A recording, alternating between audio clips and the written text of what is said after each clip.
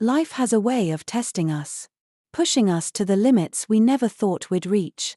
But sometimes, in the most unexpected of circumstances, we discover the strength within ourselves and the power of unconditional love.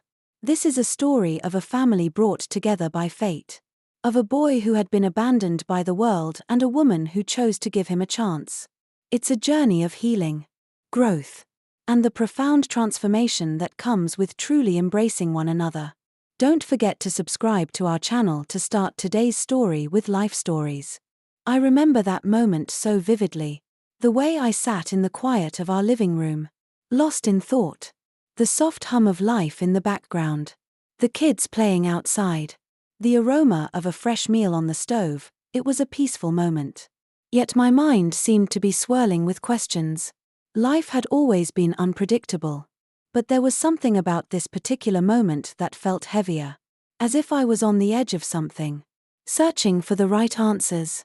Then I heard the familiar sound of footsteps in the hallway, drawing me from my thoughts. It was Jack, his warm presence filling the doorway. He stopped for a moment, his gaze soft but searching, as if he could see right through me, into the parts of me I kept hidden. His smile was gentle, comforting even. But there was something else in his eyes, something that hinted at knowing me better than anyone else in this world. "You're still the most beautiful woman I've ever seen," he said softly, as he took a few steps closer, bending down to kiss my forehead. I smiled, but there was an undeniable weight in my chest. It was a comforting gesture, his words sincere. But my heart wasn't as light as it used to be. The years, the challenges, the moments of doubt, they all added up. Didn't they? I couldn't help but think of the long path that had brought us here.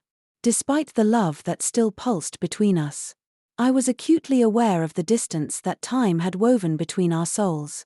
Jack must have noticed the flicker of melancholy in my eyes, because he sat down beside me, taking my hands in his. There was concern in his voice when he asked, "What are you thinking about?" I hesitated. The words seemed hard to find, as if the sea of my thoughts was too vast to navigate all at once. But I finally spoke, my voice softer than usual. "Just thinking about our choices, our paths, how they've led us here." Jack gave my hands a reassuring squeeze, his thumb brushing gently across my skin. "The past doesn't matter," he said, his voice full of conviction. "What's important is that we're together now. And I love you more than I ever have." His words were comforting, but they also brought a flood of emotions, a mixture of relief and uncertainty. I squeezed his hands back, trying to find solace in his certainty, in his unwavering commitment to me. But even then, I couldn't completely quiet the storm within me. As I sat there, absent-mindedly removing my makeup with a cotton pad, my mind wandered back to the years before. I'd never been one to rely much on cosmetics. Nature had blessed me with natural beauty, and besides, I'd never really had the time for such things. In my youth, I had been focused on surviving, on making it through the tough times that had shaped me into who I was. The woman I had become was someone I never imagined in those difficult days. I remembered the first time my fate had truly changed. It felt as though everything had happened so suddenly. Yet each moment was etched in my memory. Jack and I had met by chance on a bus. Of all places, I was sitting by the window, lost in my own thoughts, gazing out at the passing world. And then he appeared, standing there, his eyes catching mine. He was smitten, drawn to me in a way that seemed destined. He approached, and just like that, our story began. At the time, I was in my late 20s. The age when all my friends were already married, settling down, having children. I had always been the one who felt out of place, as though I was the last person left in the race. I wasn't unattractive, I was tall, slim, with eyes that caught attention, but I still found myself waiting, longing for that one encounter that would change everything. And there he was, Jack, a man who seemed to be just what I had been waiting for. Was it love? That was a question I couldn't quite answer, even for myself. At the time, I was desperate for marriage, for the idea of having a family, something so many of my friends had already begun. The clock seemed to be ticking, and Jack seemed like a good choice. He was intelligent, charming, well-educated, and had a stable job. He courted me in a way that made me feel special, like a queen. But despite the charm, despite the feelings of being valued and cherished, there was something I couldn't quite shake. Jack had a past that included another marriage, another family. I knew about his first wife, and I knew about the child he had with her. I couldn't ignore that, couldn't pretend it wasn't a part of him, but I was willing to overlook it. After all, everyone makes mistakes, especially at a young age. He was only 19 when he married, and things had fallen apart quickly. His ex-wife had kept their child, and Jack had moved on, trying to build a life of his own. I had convinced myself that it didn't matter, that the past was just that. The past. The more I thought about it, the more I realized that I wasn't in love with Jack in the way I had hoped to be. I was simply longing for something to hold on to. Something to ground me. Was it love or was it convenience? Was it desire or duty? When Jack proposed, I said yes without hesitation. It felt like the right thing to do. And for a time, it was. We were both working, managing our finances together. And we quickly took on a mortgage. We were building a life together. Slowly, but surely. And then, our first child was born. I was ecstatic. A little boy. Our little David. Then came our second child, Carter. Motherhood consumed me, and I lost myself in the joy and challenges of raising two little boys. Jack, on the other hand, worked harder, increasing his workload to support our growing family. But there were moments when I felt a distance between us. Jack wasn't just physically absent, he was emotionally unavailable as well. I often found myself alone with the children, handling everything on my own. The joy of motherhood was undeniable, but it was also overwhelming, and the pressure began to take its toll on me. One afternoon, while the kids played in the garden, I stood by the kitchen window, watching them with a sense of pride. Jack entered the kitchen, wrapping his arms around me from behind. "You've raised them well," he said, his voice warm. I smiled, but my gaze drifted. Distant. "They need you too, Jack," I said softly, "not just to support them, but to be present, to play with them, to be their father." Jack nodded, but his eyes were filled with a mix of pride and something else, regret. Perhaps. Later that evening, after the kids were asleep, Jack sat next to me on the sofa. He acknowledged his absence and promised me things would change. "They're my life. Just as much as you are," he said, his voice filled with sincerity. I wanted to believe him. I wanted to trust that things would change, that he would step up. But as the days passed, I couldn't help but feel the weight of my own responsibilities growing heavier. I was carrying the burden of motherhood, of our family, and of everything that came with it. Jack's promises were comforting, but they didn't quite ease the tension in my heart. It wasn't until much later that I realized how much this moment, this quiet reflection on our relationship, would shape everything that came after. In the quiet of the night, I found myself asking the same question: could love truly overcome the complexities of the past, the doubts of the future, and the challenges of the present? And could I, with all my uncertainties and insecurities, rise above it all to create the life I had always dreamed of? For now, all I had was hope, and sometimes, that was enough. It was a Thursday evening when everything changed. The day had started like any other, with me juggling the usual responsibilities, managing the house, making sure the kids were fed, picking up the scattered toys that seemed to multiply by the minute. I was used to the rhythm of our life, even when it felt like everything was spinning out of control.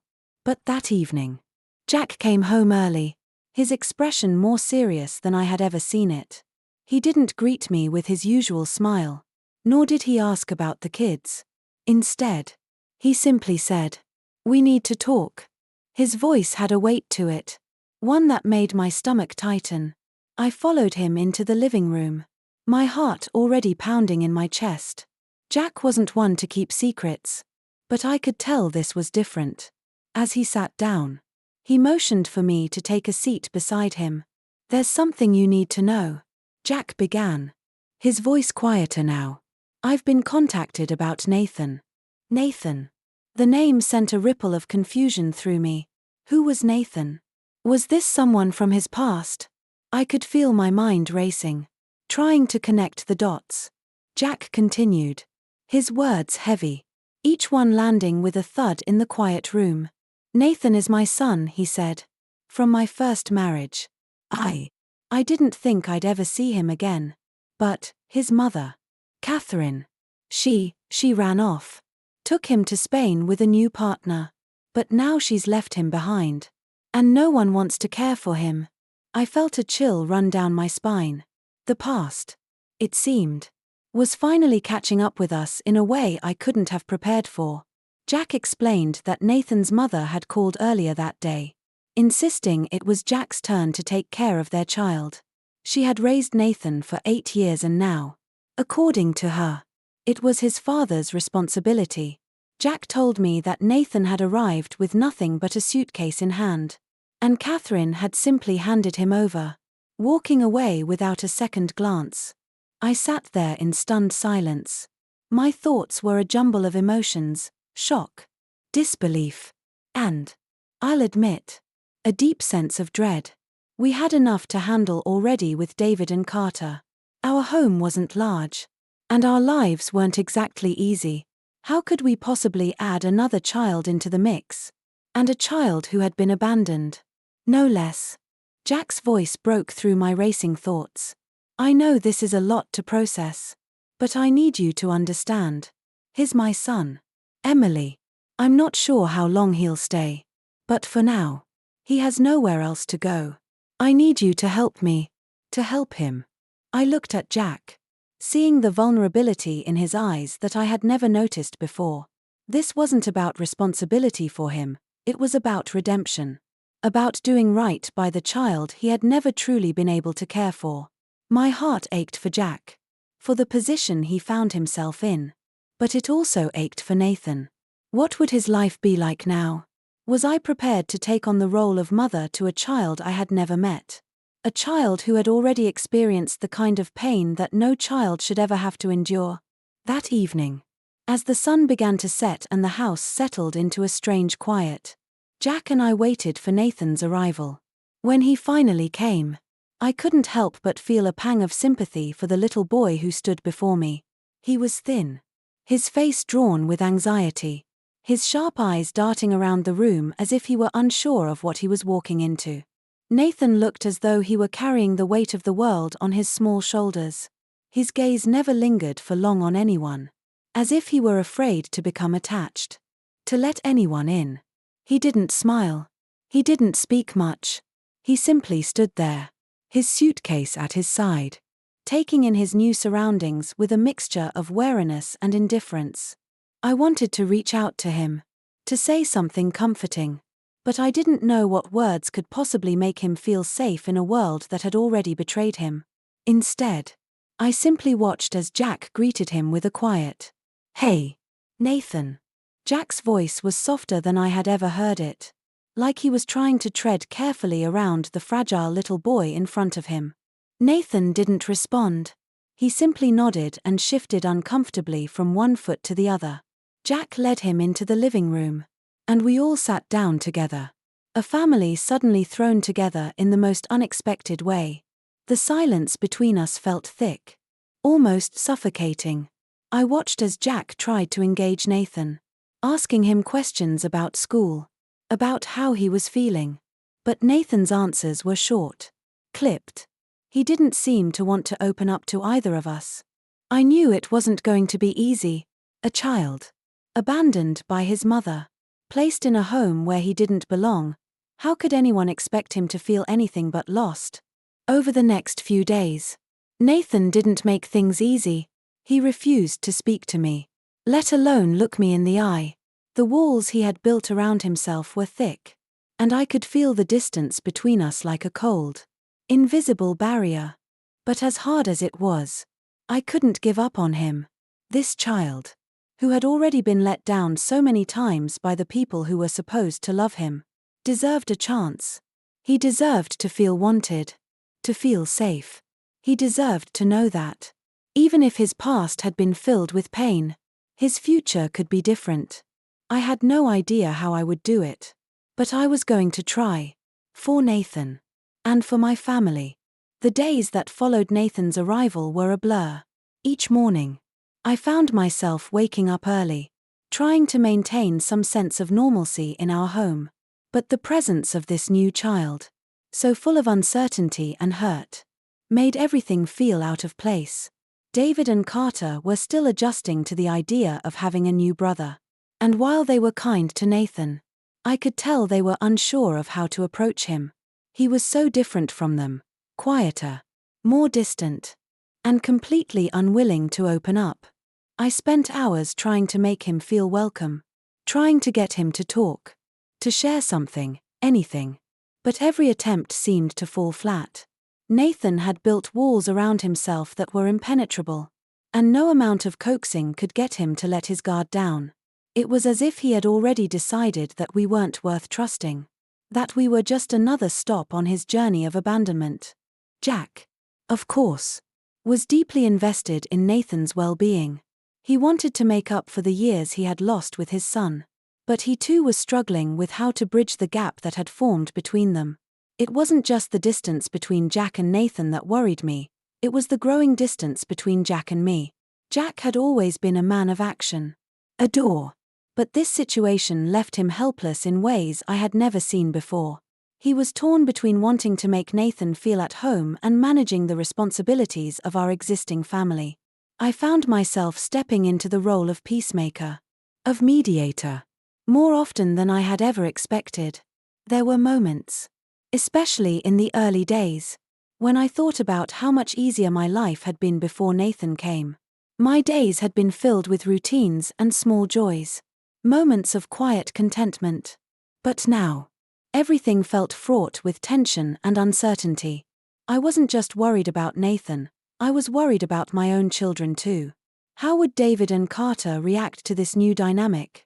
Would they feel neglected, overshadowed by the arrival of a child who had nothing but anger and sorrow in his heart? I watched them closely, trying to gauge their reactions, trying to reassure them without explicitly saying it out loud, that nothing would change, that they were still the center of my world. But even as I reassured them, I couldn't shake the sense that everything was shifting, that our family was growing in a way I wasn't prepared for. Jack had promised that things would get better, that Nathan would eventually warm up to us. But I had my doubts. The boy had been through so much in such a short time. His mother had abandoned him.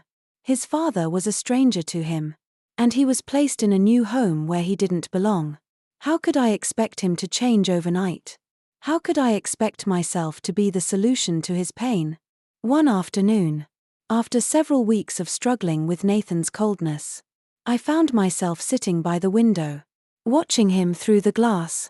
He was sitting in the backyard, his body slumped, his eyes distant as he stared at the ground. He was so alone in his silence, so isolated from the rest of the world. I wanted to reach out to him, to go to him and tell him that everything would be okay. But I didn't know how. It was in that moment, sitting in that quiet space, that I realized something important. I had been expecting a quick fix, a miracle, something to make everything right again. But I understood now that this would take time, patience, and above all, love. I had always been the type of person who believed that love could solve most things. But this was different. Love alone wouldn't be enough to heal Nathan's wounds. I knew that now.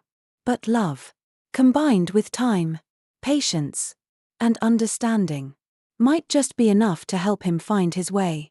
It wasn't just about Nathan learning to trust me, it was about me learning to trust the process.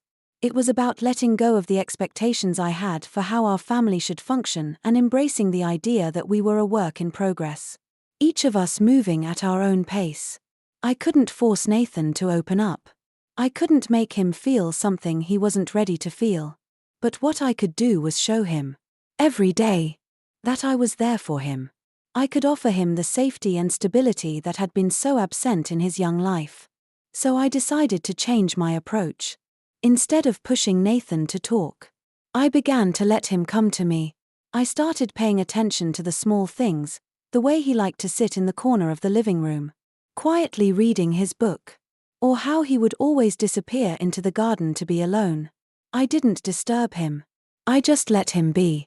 And over time, slowly, very slowly, I began to see tiny shifts in his behavior. He started talking a little more, answering my questions with more than just a nod or a shrug. He started to engage with David and Carter, though it was still tentative, still guarded. But it was something. It was progress. Even if it was slow and imperfect. I knew this would be a long road. But as I watched Nathan begin to trust me, even in small ways, I realized that I wasn't just helping him. I was helping myself too. For the first time in weeks, I allowed myself to feel hopeful again. This wasn't going to be easy, and it wasn't going to happen quickly, but it was worth it. Nathan was worth it. And maybe, just maybe, I was too. The transformation didn't happen overnight. And perhaps that's what made it all the more meaningful when it finally started. It was as if the tightly wound knot inside Nathan was gradually loosening. And though it was still tangled, I could see the first signs of untangling. For the first few weeks, Nathan remained distant. His walls so high that I often wondered if he'd ever allow himself to be a part of our family. The silence was often deafening, a constant reminder of the gulf that separated us. Yet, despite his coldness, I knew deep down that he wasn't beyond saving. He was a child who had suffered, a child who needed to heal, and I was determined to help him, no matter how long it took. One of the first things I noticed was Nathan's gradual acceptance of our daily routine. At first, he had barely eaten, barely spoken. He ate his meals in silence, eyes downcast, as if he was afraid to look up, to truly engage. But over time, I noticed that he would sit with us during meals, no longer keeping to himself in the corner of the room. His eyes, though still guarded, would occasionally meet mine, and in those fleeting moments, I knew that he was beginning to see me as someone who wasn't going to abandon him, as someone who would be there, no matter what. It was small, but it was progress. The breakthrough moment came one Saturday afternoon when Jack and I decided to take the kids to the park. David and Carter were excited, as they always were. But Nathan had refused to come along. He was still hesitant about being around the other children, unsure of his place in our family. It had become painfully clear that Nathan was not just physically distant from us, but emotionally withdrawn as well. But this time, instead of pushing him or trying to convince him, I decided to sit with him in the living room. I asked if he wanted to watch TV or play a game, but he declined. Instead, he asked me something unexpected. "Do you think I could learn to play soccer?" Nathan asked, his voice almost a whisper. It was a question I hadn't anticipated. Soccer, a sport that had always brought so much joy to our boys. And now Nathan, the boy who had barely spoken a word since his arrival, was asking if he could be a part of it. His question was simple, but the weight of it was immense. It was the first time I saw him reach out, not just for something to do, but for something to connect to, something that might bridge the gap between him and the world around him. "Of course," I said, my voice filled with warmth. "I think you could be great at it."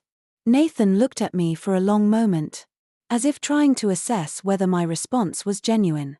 And then, for the first time since he had arrived, he smiled. It was small, almost imperceptible, but it was there. A smile that showed a glimpse of the boy who had been hiding behind his walls. The boy who had been too afraid to trust. Too afraid to hope. I don't know what it was that made Nathan open up in that moment. Perhaps it was the realization that he wasn't just being tolerated. That he wasn't just another responsibility to be dealt with. Perhaps it was the knowledge that I truly cared about him. That I was willing to help him find his place in this family. Whatever it was. Something shifted that day. That afternoon. We went to the park as planned. Nathan, tentatively at first, joined in the game of soccer with David and Carter. I watched from a distance as he ran awkwardly, his body still stiff from years of emotional turmoil. But there was something different about him. There was an eagerness in his eyes. A willingness to try. To be a part of something. By the time we left the park, Nathan was laughing. His face flushed with exertion and excitement. He had joined in. Fully. Without holding back. It wasn't just about soccer anymore, it was about belonging. Nathan was finally starting to feel like he was a part of something. Like he had a place in this family.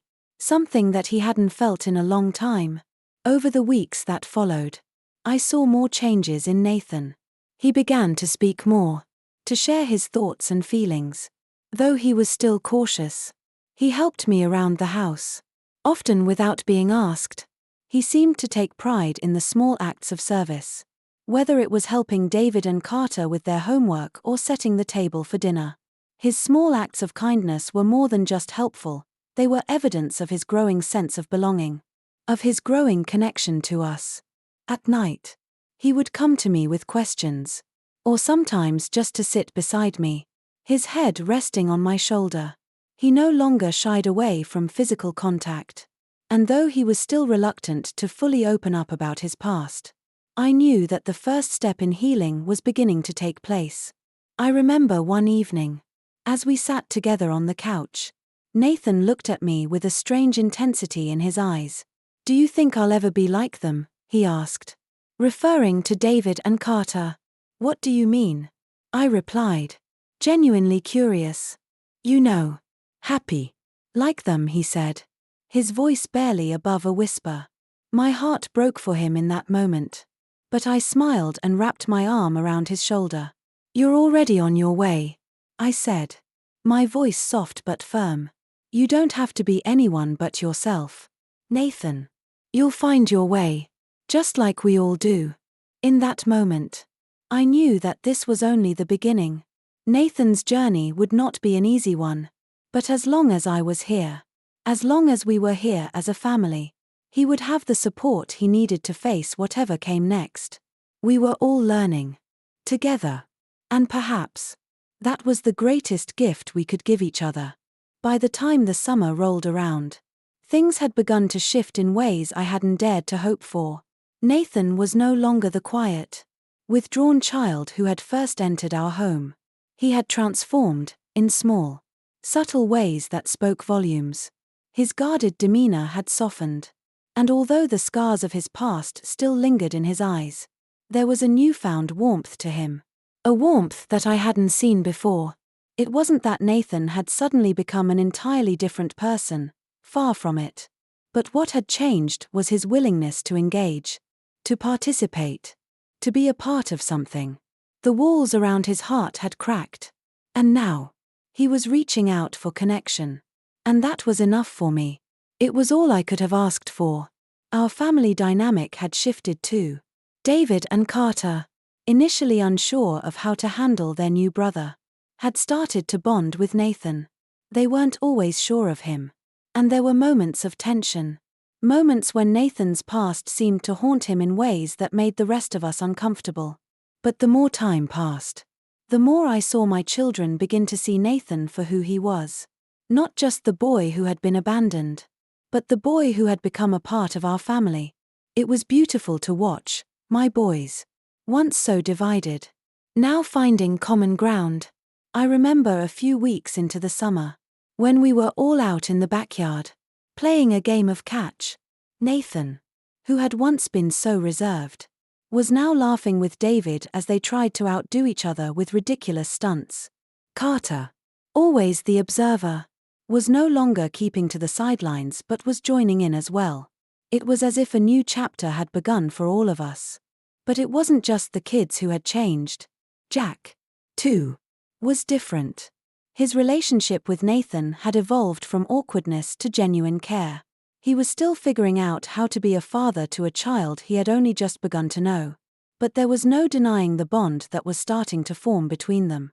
Jack would often take Nathan aside, teaching him about the things he loved, like fishing or working on the car, and though Nathan wasn't always eager, I could see the patience in Jack's eyes. He didn't push Nathan to become something he wasn't ready to be, but he offered him a safe space to grow. That was something I admired deeply in Jack. There were still tough days. Of course. There were times when Nathan's past seemed to catch up with him. Moments when his anger would flare unexpectedly, or when the sorrow in his heart would threaten to overwhelm him. I watched Jack struggle with those moments, trying to find the balance between understanding Nathan's pain and holding him accountable for his actions. But those moments were fewer and farther between. And as the summer wore on, Nathan seemed to grow stronger. I too felt the weight of those days. There were times when I was exhausted, when the emotional labor of caring for Nathan felt like too much to bear. But I had made a commitment to him, to myself, and to this family. And despite the challenges, I knew that I couldn't turn away. Not now. Not when we had all come so far. One afternoon, after a long day, I sat down with Nathan in the living room. Jack had gone to bed early, and the boys were asleep upstairs. It was just the two of us. Nathan had been quieter than usual, his gaze distant, and I could sense that something was weighing on him. I could have let it slide, but I knew better. "Nathan," I said softly, my voice gentle but firm, "what's on your mind?" He hesitated for a long moment, his fingers fidgeting with the hem of his shirt.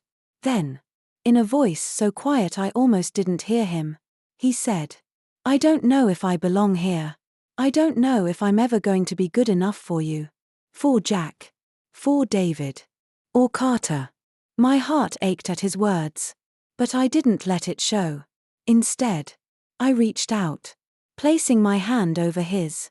"Nathan," I said, my voice filled with love and conviction, "you've always belonged here. You are good enough. You are family. You're not just a guest, a temporary part of our lives. You're our son now. And no matter what, we will love you." His eyes met mine then, and for the first time, I saw something new in them. It wasn't just hope, it was belief. For the first time since his arrival, Nathan seemed to believe, truly believe, that he could be a part of this family, that he didn't have to earn his place, that it was already his. And in that moment, I realized something profound. This was what family was, not blood, not shared history, but love, acceptance, and the willingness to stand by each other, no matter what. We had fought for each other, not just Nathan, but all of us. And that was the foundation of what we were building. The days that followed were filled with small victories. Nathan began to take more responsibility around the house. He helped David and Carter with their homework without being asked. He even began to take care of his own chores, no longer leaving them to pile up. His schoolwork improved, and though he still had a long way to go, I could see the effort he was putting in. There was one night, not long after, when I found Nathan in the kitchen, helping David make sandwiches for everyone. He was smiling, his face flushed with the effort, and for the first time, I realized just how far we had come. This was a new beginning for all of us. Nathan wasn't just a boy who had been abandoned. He was our son, our brother, and he had found his place in our family. And as we all gathered around the table that evening, I knew that the road ahead wouldn't always be smooth. But I also knew that we would face it together. And in that moment, I couldn't help but smile. For the first time in a long time, I felt a deep sense of peace. Because we were a family, bound not by the past, but by the love we shared. And that was enough. As the years passed, Nathan thrived, not just as a son, but as a young man with dreams and aspirations of his own. Our family, once fractured by uncertainty, had become whole. Nathan's journey was far from easy, but it was one marked by resilience, love, and the unwavering support of those who chose him. Not out of obligation, but because of the bond we shared. It was a reminder that family isn't just about blood, it's about the people who show up, who choose to stay, and who lift each other up. In the end, Nathan became not only a successful writer but a testament to the power of unconditional love. We had built something extraordinary together, and as I watched him walk out into the world, I knew that no matter where life took him, he would always be home with us. Don't forget to subscribe to our channel for more inspiring life stories.